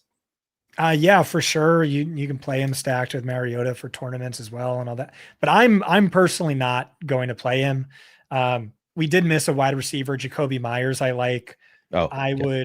I would go with Myers as the bring back over Bowers on my Mariota lineups. This is the thing Johnny and I always talked about, was that Tyler Lockett would play through anything, any injury, and he would Yeah. just never play well. And I used to think that was a Tyler Lockett thing. I think it's a Pete Carroll thing, who always just like lies about injuries and is like way overly optimistic and is like, oh, he's only out a week and the guy's out 9 weeks.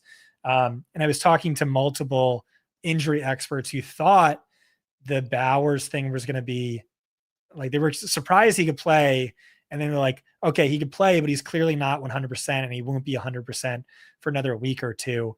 And so I just kind of don't think he's fully healthy, and I don't trust Pete Carroll. So I'm not playing him. And I do like Jacoby Myers this week as a strong value. Yeah, that's an interesting call out.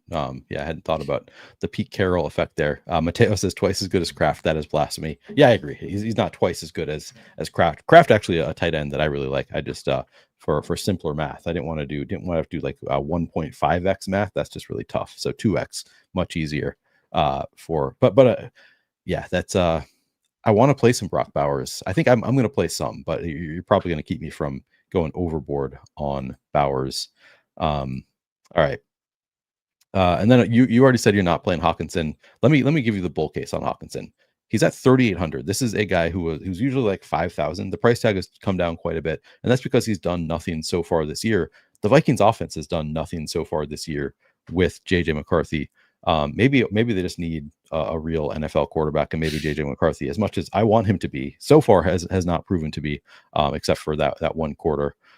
So he's 3,800. He gets Carson Wentz, who maybe relies on the tight end a little bit more than JJ McCarthy did.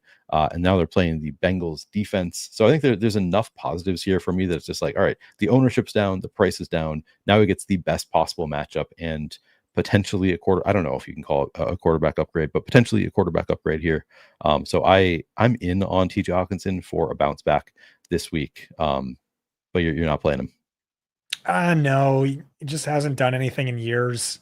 He had that really bad injury, and he just hasn't looked like the same guy to me.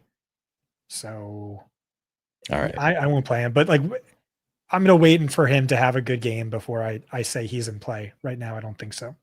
All right. Zach Ertz. No, I don't think so.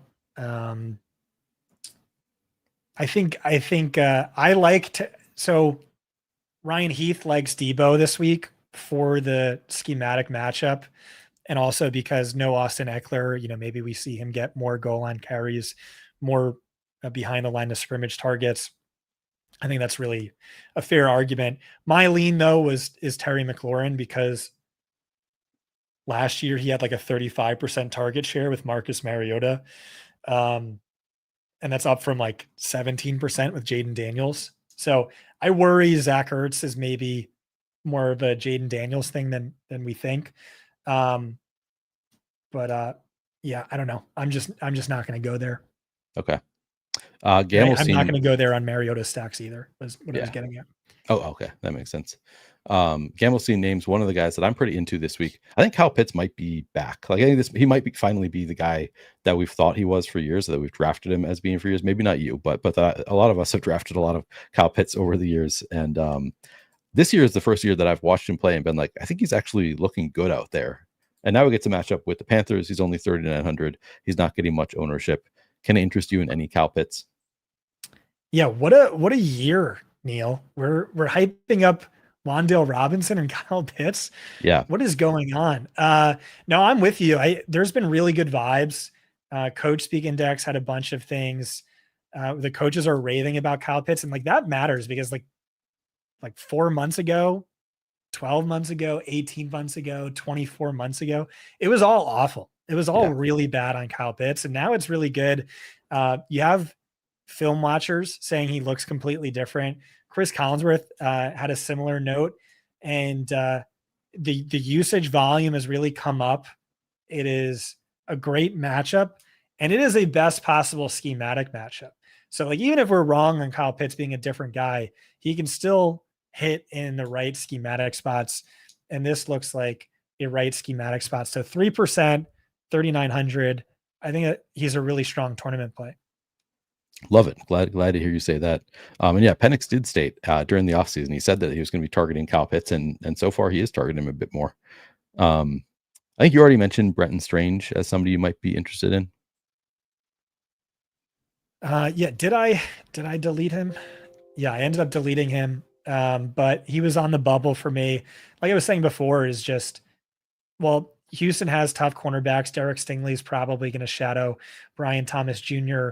And Trevor Lawrence has been awful when targeting his top two receivers. He's been a lot more efficient when targeting Strange and Diami Brown and Parker Washington. So why not a little bit more Brenton Strange this week? I might have deleted him because I thought we were getting Luke Musgrave, but we're not. But yeah, he's fine as a cheap guy. Yeah, it's a good point. I forgot that because I assumed Tucker Kraft was going to be out, and now looks like Kraft is in. I see a couple other names here that I want to get your takes on. So when I ran the Sims earlier, I was getting to like my first run, I got to 25% Dallas Goedert. He's only 3,700 here, so the price tag's pretty low. The projected ownership is pretty low. Can I interest you in any Dallas Goedert? I hadn't really thought about it. I guess I kind of want to say no. I don't think he's shown us any ceiling when the two wide receivers are healthy. But I will say people are probably forgetting about him after he sat out last week. Yeah. And maybe that game goes over. And then I think we always have to talk about Harold Fannin. Still just 3,600 here. Not a great matchup with Green Bay, but maybe they just pass it short to Harold Fannin a little bit more. Do you have any interest there? Yeah, I mean, it makes sense against Green Bay's ferocious pass rush.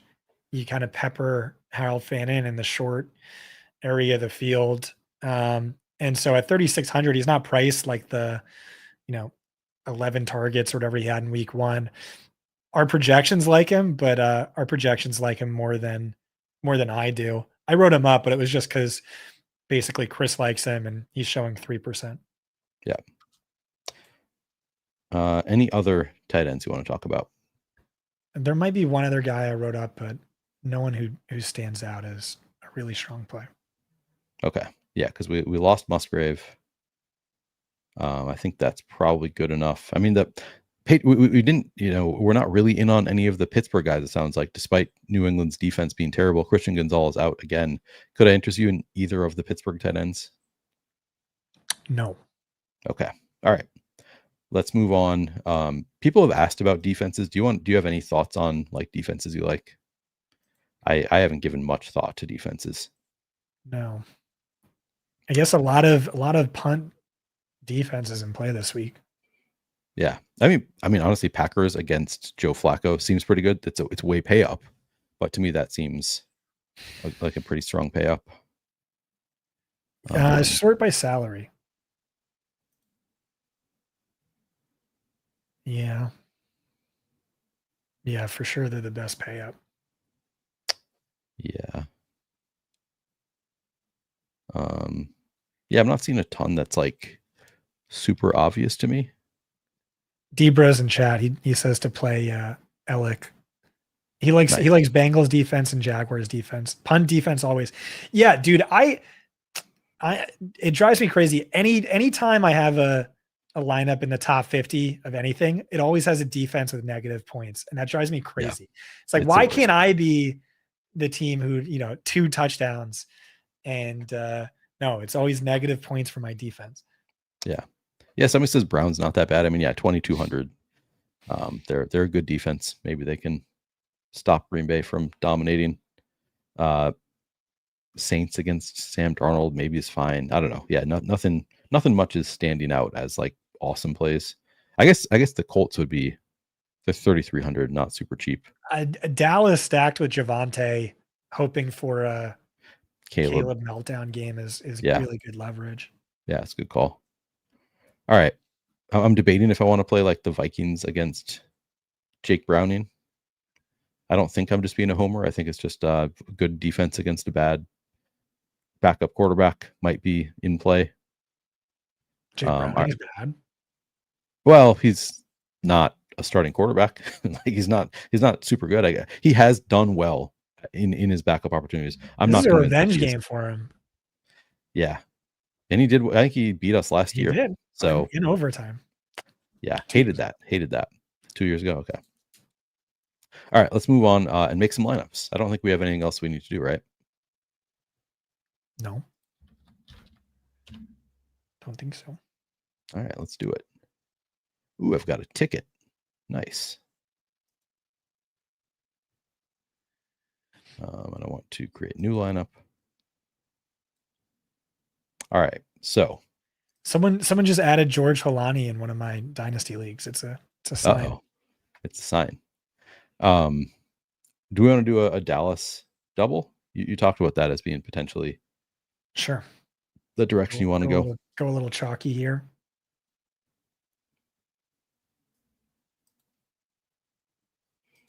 So Lamb and Ferguson. Oh, and Ferguson. That's right. Killing me. We can't go full chalk. Have the same lineup everyone else has. George Pickens is not chalk though. That's part of why I like him. All right. Do we want a Chicago bring back? Yeah, I would go Rome. All right, we'll go Rome. Running backs, and we've got a lot of pretty good running back plays here. Do we have anybody else we want to pay down for at receiver or in the flex so that we can pay up at running back, or would you rather just play the? You can play Wicks. Oh yeah, that's a good call out. Debro's team, Ellick though. Yeah, that's another way you could go here. So we're probably an okay spot to play one more expensive running back if there's one that you prefer more than the others. I guess you said you like Saquon. Yep, it's Saquon for me. All right, let's go Saquon. And then we probably need to do one of the cheaper running backs. Javonte, Cowboys. Oh no. We can go onslaught with Javonte. But no. Yeah, so eat the chalk at Walker or Mason then. All right. I would go Walker personally. We can do Walker. Do we want to go Seattle defense? Yeah. What's the price on that?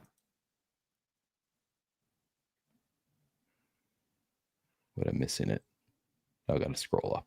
Oh, screw that. Screw that. Just scroll down and grab one of the cheap guys. All right. Debating. I mean, do we want to do Raiders against Mariota? Yeah. Or probably actually Bengals. If we do Raiders, we could fit JT in the flex. Okay. That's awesome. Did you like that? Yeah, that's great. That's so sick. That is so sick. All right. We got a Dak double with CeeDee Lamb and Jake Ferguson. Bring back of Rome Odunze. We have Saquon Barkley, Kenneth Walker, Dontavian Wicks one off, and Jonathan Taylor one off with Raiders defense. I think that looks really good. I like that lineup. Yeah. Very nice. Very nice start here. All right. We're going to keep building here. You have to keep taking the lead because I don't want to give away my special super secret stack until tomorrow morning with Johnny. Okay. I will continue taking the lead.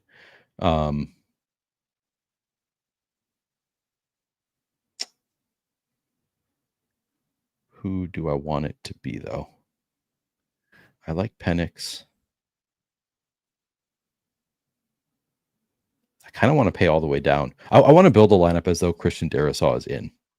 Okay. So if Christian Darrisaw is in, I want Carson Wentz, and I'll allow you to not do the double with TJ Hawkinson. I will I appreciate go along with your wishes and play Jamar Chase and Justin Jefferson. I mean, like, how unsurprising would it be if it's just like a vintage Chase Jefferson showing off with their backup quarter, trying to like, oh, a 60-yard touchdown from Jamar Chase next drive, a 40-yard touchdown from Jefferson, and just, drive after drive, both ending with 180 plus and 2 touchdowns. Yeah. No, it could, because certainly if Darrisaw is in particular, it's going to look great. All right. So now we can need another receiver. We need a couple more running backs. debating what we can do that would be different, that would be along with things that you like.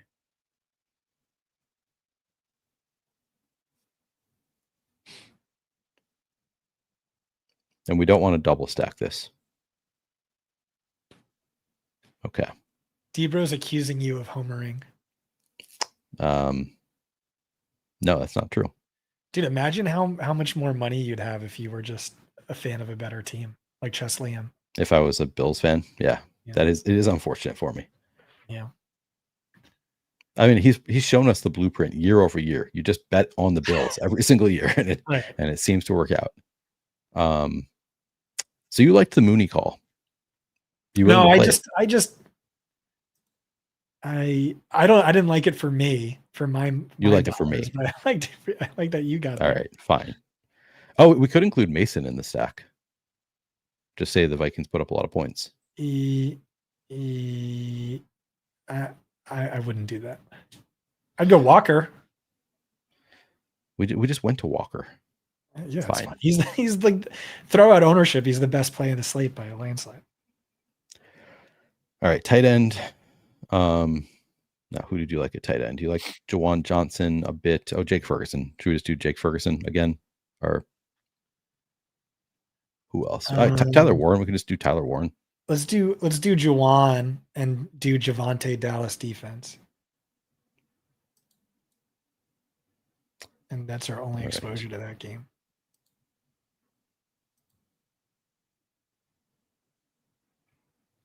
Cowboys. 2,700. All right, now we have 59.50 left per player. You don't like Drake London. You talked about Terry. I mean, I'm fine with London, especially if you have Ted on the bring back. Yeah, we could do that. We could do exactly that. Yeah. Look at that. That's beauty. All right. So we've got Carson Wentz stacked up with Justin Jefferson, Jamar Chase bring back. We have Kenneth Walker and Juwan Johnson, little game stack. We've got Javonte with the Cowboys defense. We've got Drake London with Ted McMillan bring back. So a lot of mini stacks within the game. Works out really well. Love this lineup. In your face, Debro. Worked out really well with the Carson Wentz. In your face, Debro. All right, let's do one more. Okay. Do you want to give me a few stack options to choose from, or do you want me to just pick? I really don't want to give away my lineup. I don't know that it's going to win anything, but it's just I never allow myself to fall in love with lineups earlier in the week, and I just fell so madly in love with this lineup. So you're going to have to keep steering, and I apologize, but I'll divulge it in Discord and on the Johnny show tomorrow. Fantasypoints.com. Premium sub, all-in sub. All right. I'm just going to go with I have to do something that you like though, which is the tough part for me, because there are a lot of plays that I like here that you're not super in on. I guess we could just go Caleb, do the other side of that game. That's less fun, I think. It is. Less fun. I'll make a Penix team with you, but okay, that's what I want to do. All right, let's do it. All right, we're gonna do Penix. Now here, we need to at least double stack it.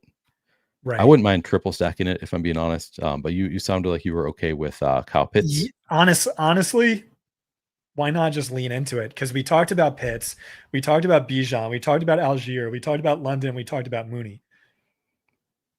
Who do you want to include Bijan in this one? Or I was thinking London and Mooney, but we could swap one for Bijan. I think I would go London and Pitts, but double, not triple. And play. Okay. And then we'll do Tet bring back again. Yeah. Did we want to think deeply about no one else, right? Yeah, I don't think anyone else. I would consider doing Mooney in this lineup or Bijan and just full lean into it, but I'm okay with a double also. Tony Pollard, another guy that I'm interested in. I know you just want to go Kenneth Walker again. No. That's fine. there might be a different running back I like more. I'm just looking up how many receiving touchdowns Bijan had last year, and it was only one. Okay. So yeah, I wouldn't want Bijan from this. I would. Pollard's fine. We but did I just would get some. prefer- Yeah, I would prefer Javante or just eating the chalk. I think. Yeah, Mason. We All don't right. have a Mason lined up yet. We don't. It sucks. And like, so this is outside the box, but like last year, the chalk running backs just kind of always hit. And it's really, that's like the sturdiest chalk. You want to find flimsy chalk and play against that. But chalk running backs are typically good bets. So Javante, you want to do, and then who else we want to do at running back here? By the way, we just got news that JSN added to the injury report. Somebody, Ooh. yeah, with an illness. All right, let's play Cooper Kupp then. Yeah, you want to? I mean, he's viable regardless, right? Well, so I don't think so, but Okay. I know no one wants to play him, and he did just have 90 yards last week. That offense does seem like Rams light, but no, probably not. We could probably do better. Okay. Wide receivers. You didn't like DK Metcalf. DJ Moore, Rome Odunze. Bring back on Javante. No. Oh, Keenan Allen. Lad No. McConkey. I like Lad. Lad McConkey, Troy Franklin. No. We can do better. All right. AJ Brown. Yeah. I only like correlated AJ Brown. I would AJ Brown, Devontae Adams. No. I'm trying here, guys. I'm trying. I know. I would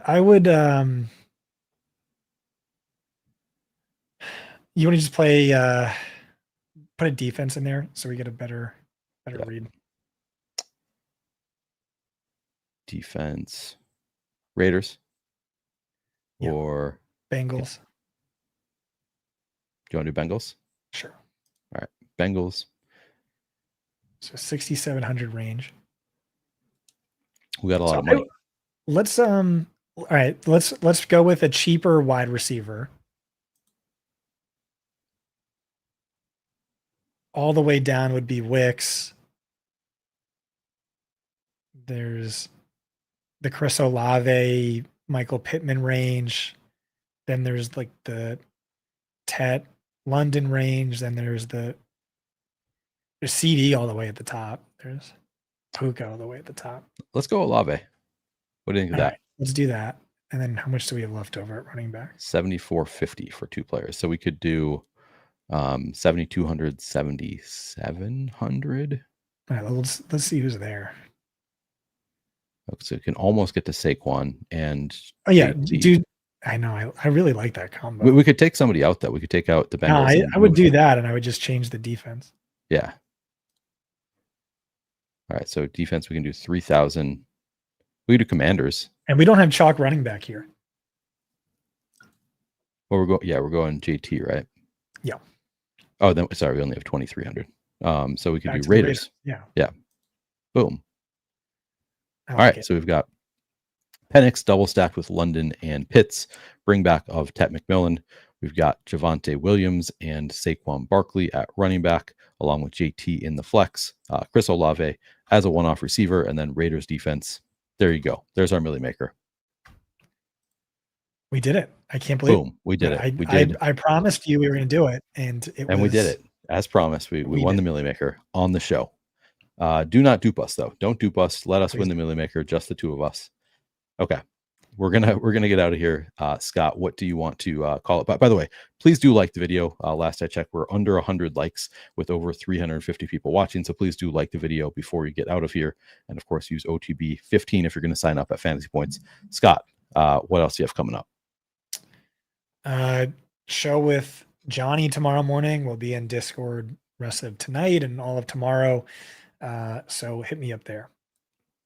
All right, check out Scott there. I will have my Sunday Night Football article out on Fantasy Points tomorrow. And of course, I'll be doing a Sunday Night Football show as well on my own channel. So you can check me out there. But this has been a lot of fun. Thank you guys for joining us for Outside the Box Week 3. We'll be back next Saturday. Thanks, guys. Catch you then. What? Why are you shaking your head? You're welcome.